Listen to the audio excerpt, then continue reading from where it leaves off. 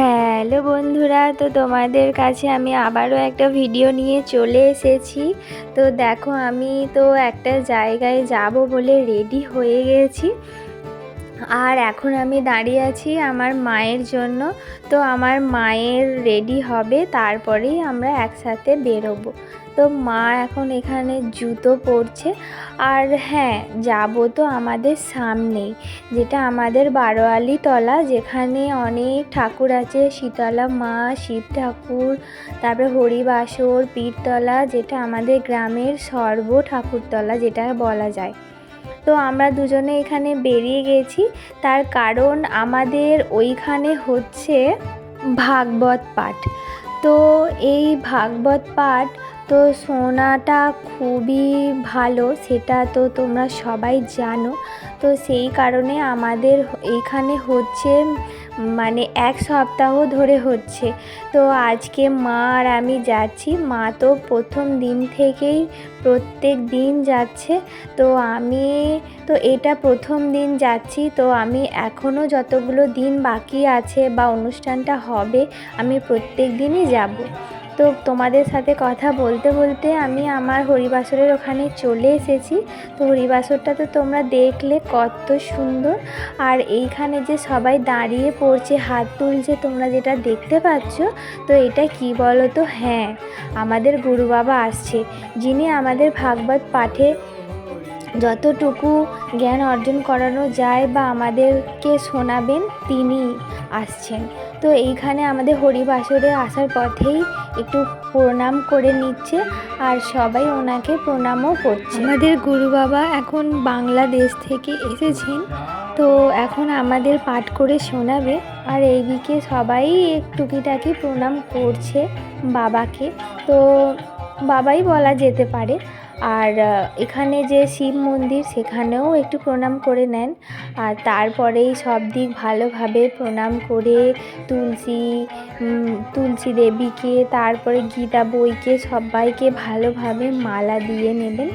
তো আমি তো ফার্স্ট টাইম দেখলাম, মা তো অনেক দিন ধরেই যাচ্ছে, আর আমি আজ যে সামনাসামনি দেখলাম, সত্যি খুবই ভালো। আর মানে এখানে শুনতে আসাটা সত্যি ভাগ্যের ব্যাপার। সবাই এখানে আসতে পারে না, চাইলেও আসতে পারে না, কিন্তু সেই কারণে আমারও অনেক দিন আসা হয়নি। তো আমি যে আমাদের পাশেই তো হচ্ছে, কাছেই এত বড় অনুষ্ঠান হচ্ছে, না গিয়ে কি আর থাকা যায়? সেই কারণে আমিও গেলাম। তো এখানে আস্তে আস্তে তুলসী দেবীকে মালা পরানো হলো। তারপরে ওখানে তো মানে গীতা যে বই, ওখানে আরও কী সব বই রাখা আছে। যেহেতু আমি সামনে যাইনি, তাই সবাইকে একে একে মালা পরালো, আর গুরু বাবাকেও মালা পরালেন।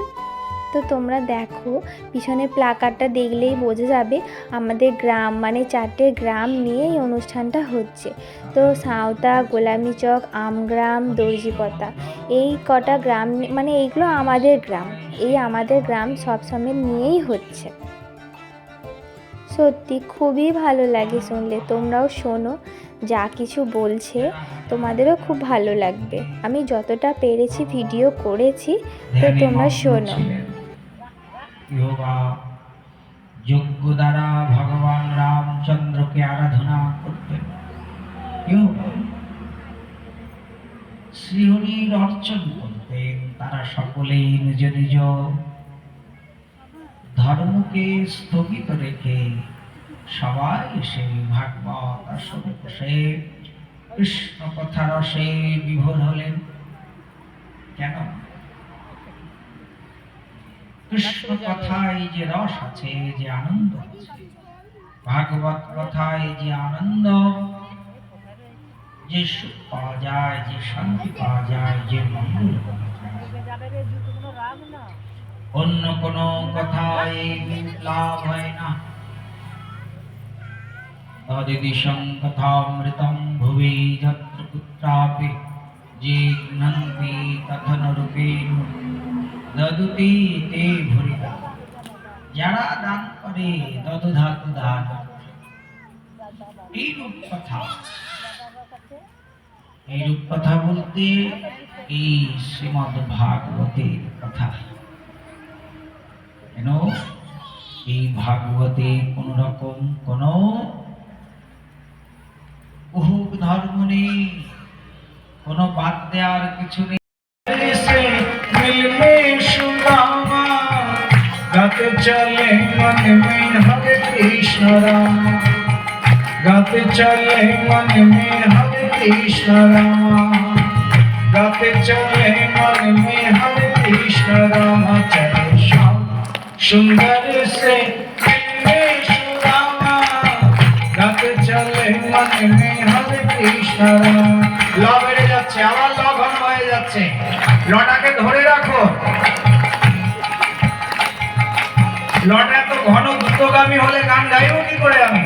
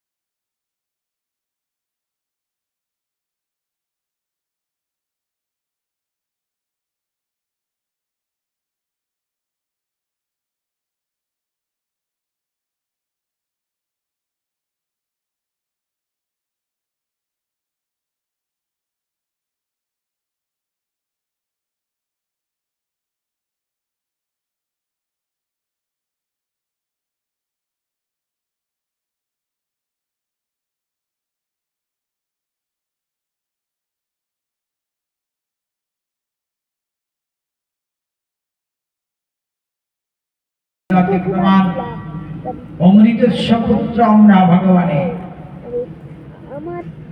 অহং সর্বস্ব প্রভবমত্ত সর্বপ্রবদ্ধতে ইতি মত্ত ভজন্তে বুধমাং ভাব সমন্বিতা।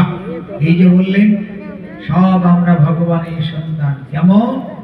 ভগবানের সন্তান হলেও আমরা হলাম জীব শক্তি, মানে ভগবানের তটস্থা শক্তি। আর রাধারানী নিত্যানন্দ প্রভু বলদেব প্রভু দ্বারা ভগবানের সর্বশক্তি।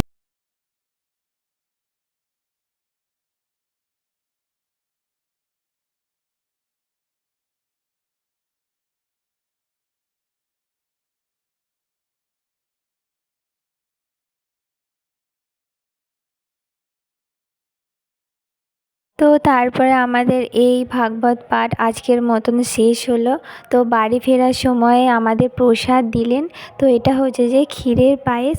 তো ক্ষীরের পায়েস খেতে খেতে আমরা বাড়ি এলাম, আর বাড়ির জন্য একটু নিয়ে এলাম। সো ভিডিওটা যদি তোমাদের ভালো লেগে থাকে তো একটা ছোট্ট লাইক করে দিও, আর কমেন্ট করতে একদমই ভুলো না। আজকের মতন টাটা।